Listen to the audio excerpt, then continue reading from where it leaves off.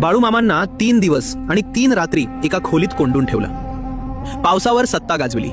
सलग 2 नाही 3 वर्ष त्या भागात पावसाचा एकही थेंब नव्हता. जमीन तडकलेली, विहिरी कोरड्या आणि माणसांच्या मनात एकच प्रश्न होता, आता पुढे काय? बेळगाव जिल्ह्यातील रामदुर्ग तालुक्यातलं ते खेडेगाव दुष्काळानं पूर्णपणे हतबल झालं होतं. अशा वेळी मामा आपल्या बकऱ्यांचा कळप घेऊन त्या भागात आले. पण जिथे चारा नाही, पाणी नाही, तिथे थांबणं अशक्य. मामा परत जाण्याचा विचार करत होते. तेथील लोकांना मामा हे असामान्य सत्पुरुष आहेत याची जाणीव होती.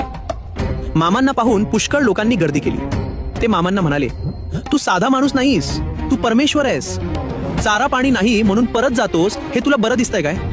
आम्ही आता काय करावं? आमची वाट कोणती ते सांग. आम्ही आता कसं जगावं? मामा एक शब्दही बोलले नाहीत. आणि तेव्हाच गावकऱ्यांनी कठोर निर्णय घेतला. पाऊस